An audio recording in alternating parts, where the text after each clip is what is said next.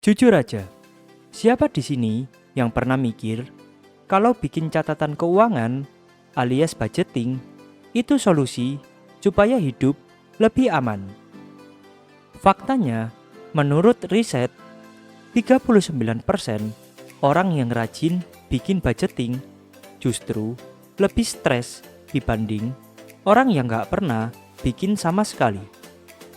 Bayangin, lo udah capek-capek nulis, atur, mikir setiap rupiah. Ujung-ujungnya malah kepala semakin mumet. Gila ya?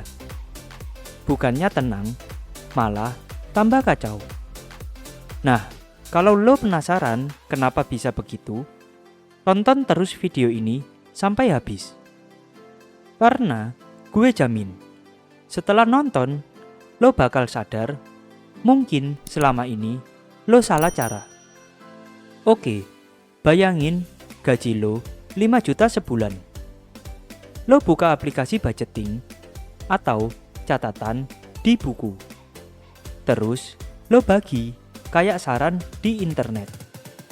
30% buat kebutuhan pokok, 20% buat tabungan, 10% buat dana darurat.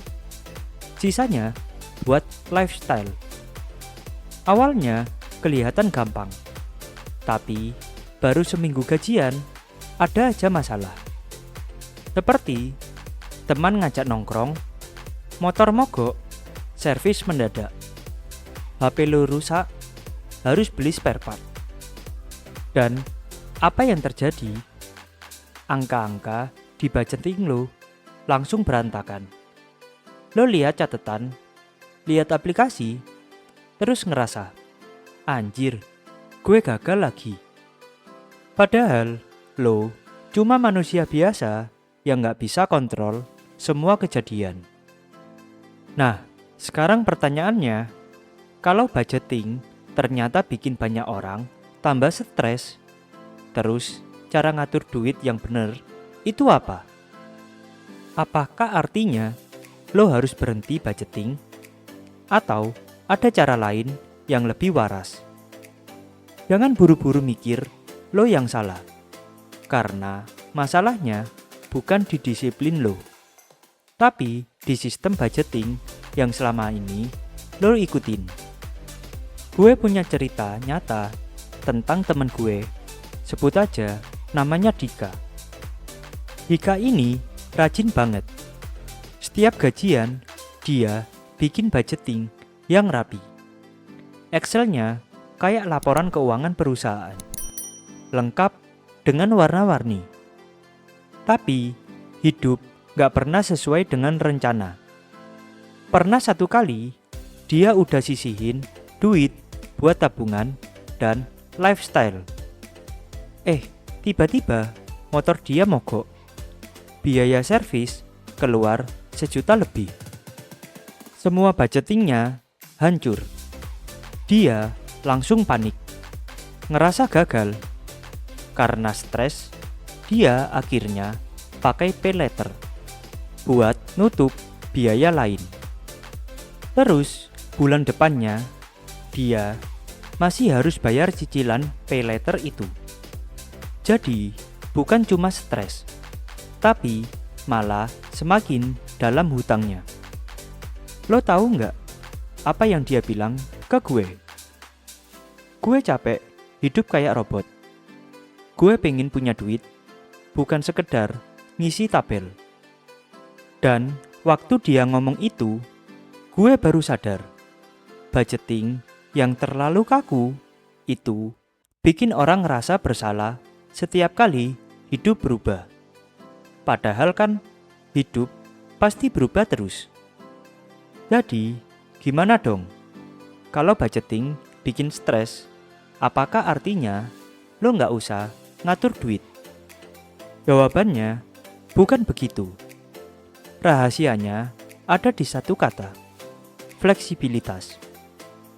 Lo butuh sistem keuangan yang bisa adaptasi sama perubahan.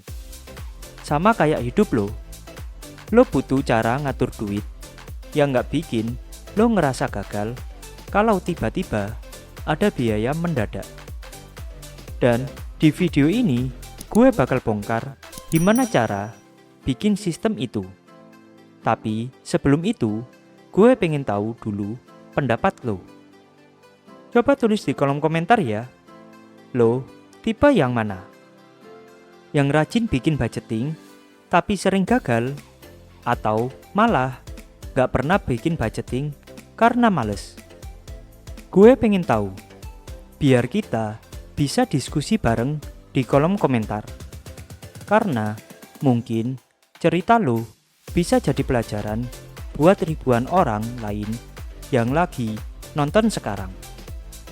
Jadi, ingat ya, budgeting itu bukan salah.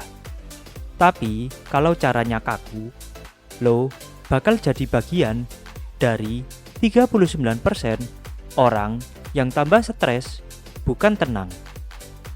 Di video selanjutnya, gue bakal kasih tahu sistem anti ribet yang bisa bikin duit lo aman, tapi tetap fleksibel. Jangan cuma jadi penonton. Action sekarang. Like video ini, subscribe, dan tulis pengalaman lo di kolom komentar. Karena siapa tahu, cerita lo bisa jadi bahan video berikutnya. Dan lo bakal bantu banyak orang biar nggak stres karena duit.